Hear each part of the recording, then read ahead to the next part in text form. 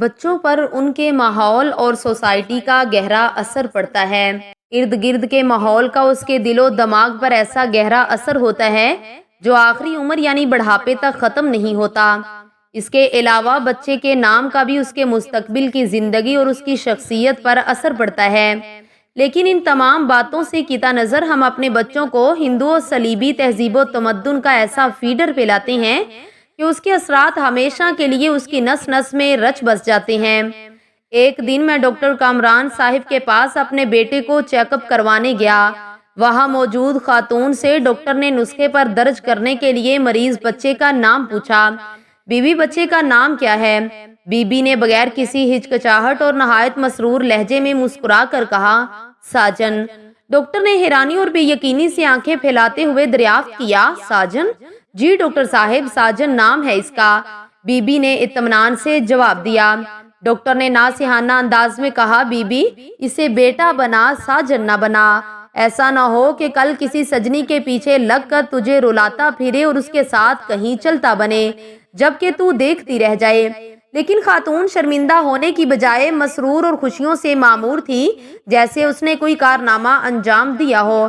دراصل اس نے کسی ہندی فلم میں ایسا دیکھ لیا اور اپنے بیٹے کا نام رکھ دیا۔ یہ مثال جب آنکھوں کے سامنے روح پذیر ہوئی تو دماغ کی سکرین پر ایک تیسرا منظر ابھرنے لگا کہ ایک آدمی ایک دن صبح اسکول ٹائم اپنے کسی کام سے نکلا۔ وہ جا رہا تھا کہ راستے میں اپنے سے ذرا فاصلے پر ہٹ کر اس نے ایک ننھی منی بچی کو ننھے ننھے قدم اٹھاتے ہوئے دیکھا۔ اس کے کپڑے دھلے ہوئے، اجلے اور صاف ستھرے، استری کیے ہوئے، سیاہ شوز پالش ہو کر چمکتے ہوئے، سر پر چھوٹا سا گول سکارف، کاندھے پر کتابوں والا ہلکا پھلکا بیگ ہے اور وہ درمیانی چال سے نہایت اطمینان سے اسکول جا رہی ہے، جبکہ وہ ساتھ ساتھ اپنی ننھی منی چھوٹی اور توتلی سی زبان سے کچھ گنگناتی بھی جا رہی ہے۔ میں نے کان لگا کر سننے کی بہت کوشش کی لیکن کامیاب نہ ہو سکا کہ وہ کیا گا رہی ہے زبان سے۔ میں جلدی قدم اٹھاتا ہوا اس کے قریب پہنچ گیا۔ جب غور سے سنا، پیاری دل آویز معصوم ترنم کی آواز میرے کانوں تک پہنچی۔ اس کے الفاظ سن کر تو میرا کلیجہ خوشی سے اچھل کر سینے میں آ گیا۔ میں نے باہوش و حواس سنا کہ وہ اپنی عاجز اور عابد زبان سے لا الہ الا اللہ محمد الرسول اللہ کا دل نواز ترانہ الاپتی ہوئی اپنے اسکول کی طرف بڑھتی چلی جا رہی تھی۔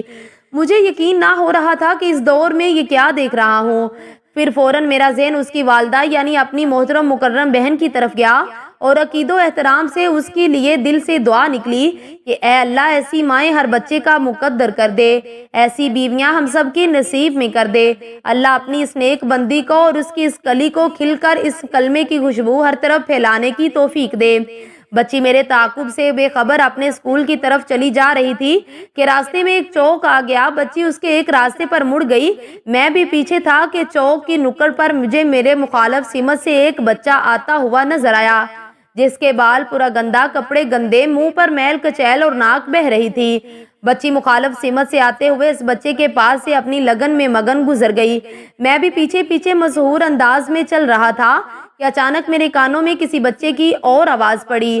میں نے گردن گھما کر دیکھا تو مخالف سمت سے آنے والا بچہ ہم سے کچھ دور جا چکا تھا اور چلتے چلتے آوارہ بھونرے کی طرح جھومتا جھولتا مخصوص انداز میں ہاتھ لہراتا ہوا وہ بھی کچھ گاتا جا رہا تھا۔